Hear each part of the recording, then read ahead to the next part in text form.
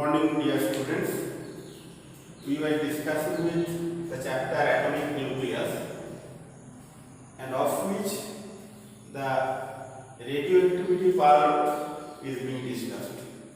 Already we have understood what is radioactivity, what is the cause of radioactivity, and characteristics of radioactivity. And from those characteristics, we have tried to explain that why is radioactivity considered to be a nuclear phenomenon. It has nothing to do with the extranuclear electrons. Now, automatically we will be interested to know how does the nuclei present in a radioactive sample decay or disintegrate. We know if we take any radioactive sample, large number of nuclei will be present there, and nobody knows which nucleus is going to decay or disintegrate first, nor can it be predicted how it will occur. We know it's a continuous, spontaneous process, and we cannot control it as per our will.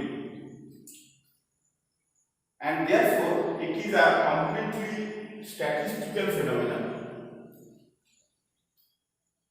And the way in which the radioactive nuclei will decay, it is the sole characteristic of that particular radioactive sample, radioactive isotope rather. It is not the characteristics of an element also. What I want to mean is different isotopes of a particular radioactive element shows different types of radioactivity. One sample may be more radioactive than the other, and we have also discussed that one isotope of an element may be radioactive whether the other one not. For example, carbon 14 is radioactive, whereas carbon 12 is not radioactive. This is also a very good argument in favor of considering radioactivity to be a nuclear phenomenon, because in case of isotopes we know that difference is in the nucleus only. In the extranuclear part they do not have any difference. So at what rate the decay of the radioactive sample or radioactive particles present will take place? It was studied for long, and from that it has been understood that for different radioactive sample the rate of disintegration will be different. But in general it follows a law. It depends upon the number of radioactive atoms present in that sample. And as it is a statistical phenomenon, that is always we have to work with very large number of particles present in the sample, and it is a probabilistic phenomenon in nature. From these studies, one decay law has been formulated, which is known as radioactive decay law or radioactive disintegration law. Radioactive decay law or radioactive decay law. What does it state? It states that the time rate of disintegration is directly proportional to the number of radioactive particles present in the sample at that time.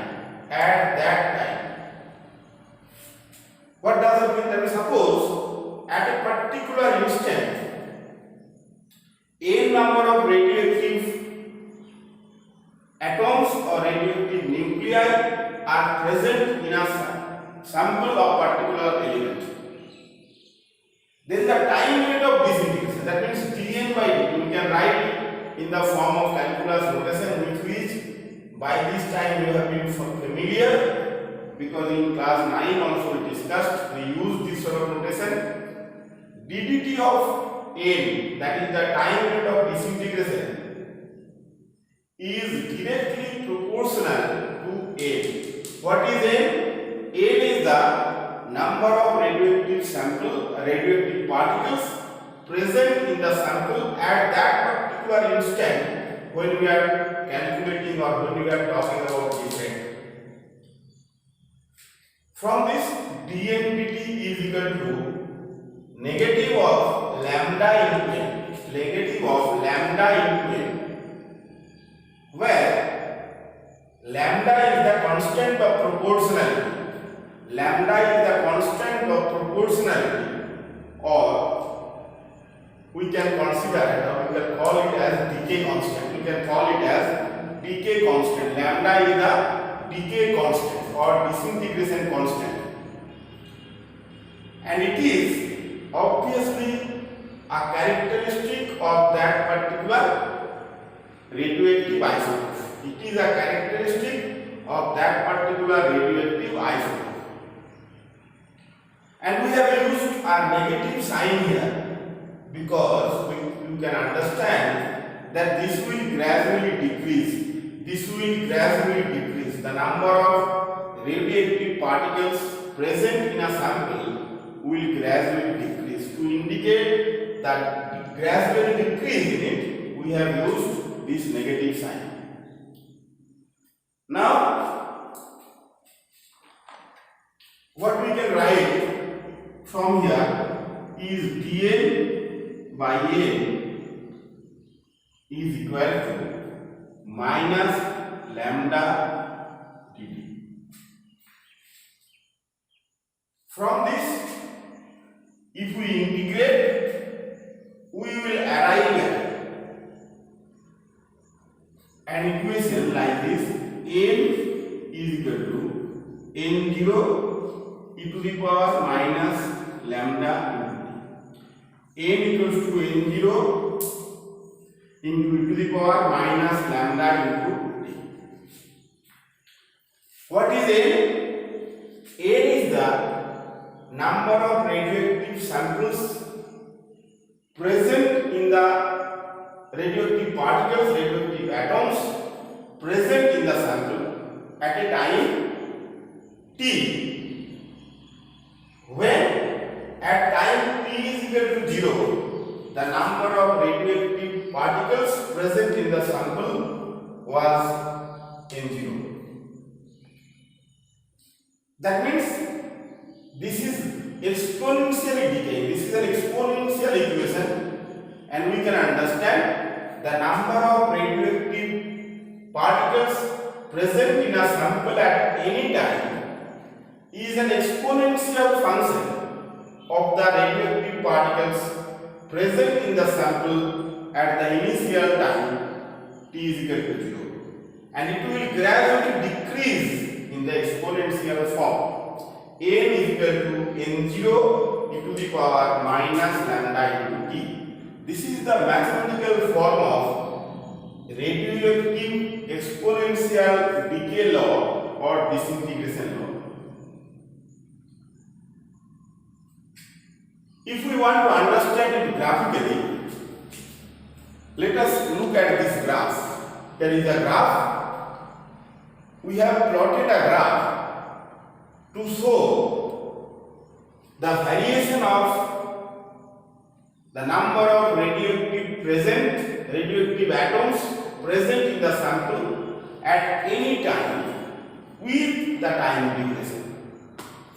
Suppose any sample initially had n0 number of radioactive atoms present in it, n0 number of radioactive particles present in it.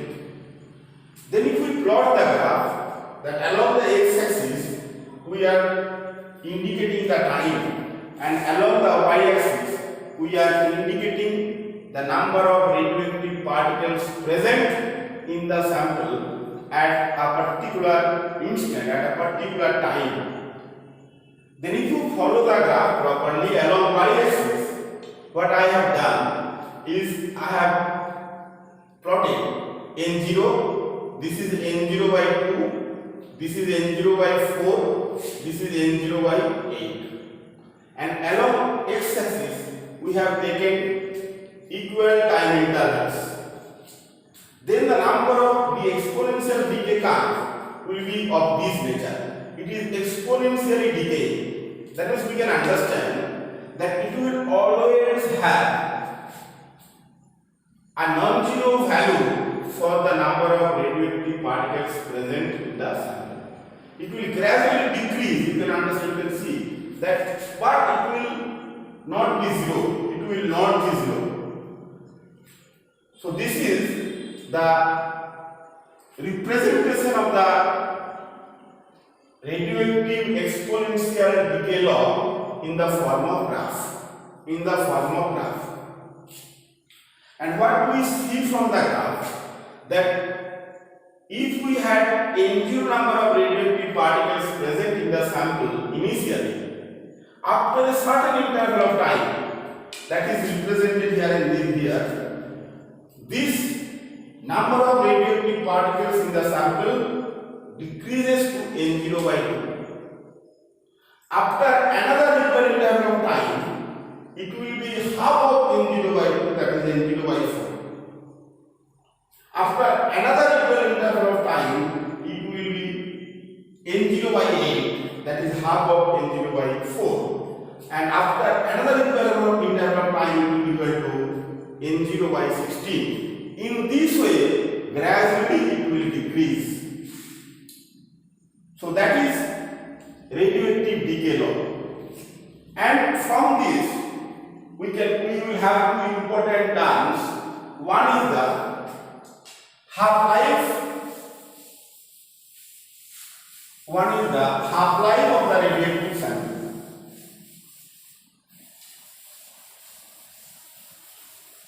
Half-life of the radioactive sample.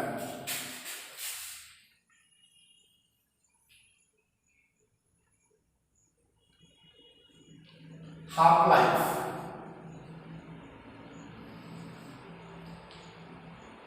Half-life means the particular time period for a radioactive isotope in which the number of radioactive particles present in the sample decreases to half of its initial value.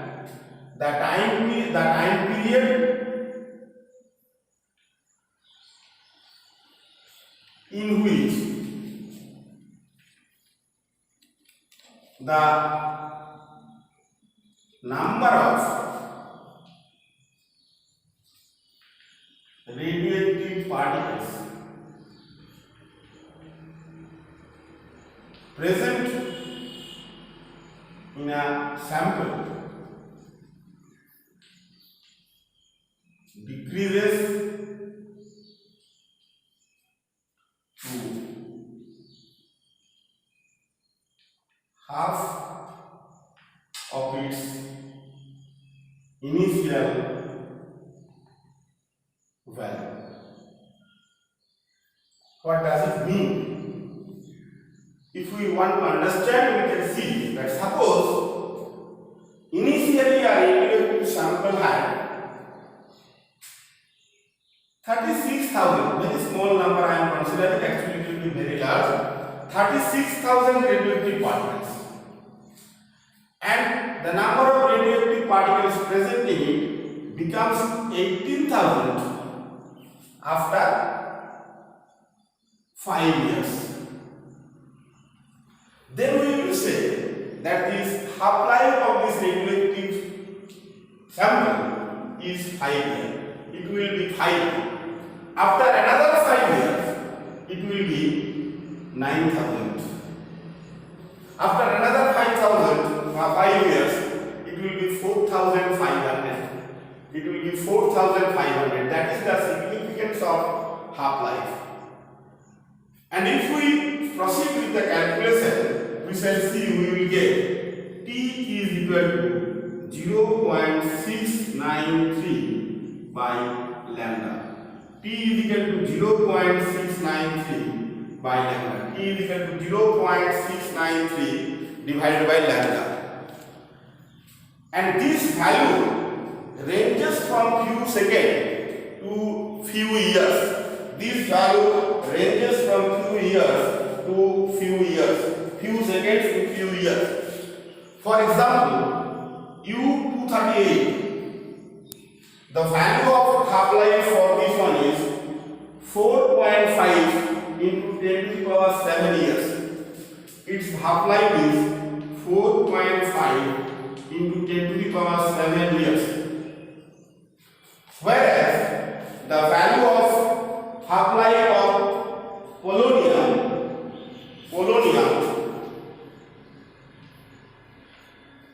218, it is only 3 minutes. It is only 3 minutes. That is what is half-life.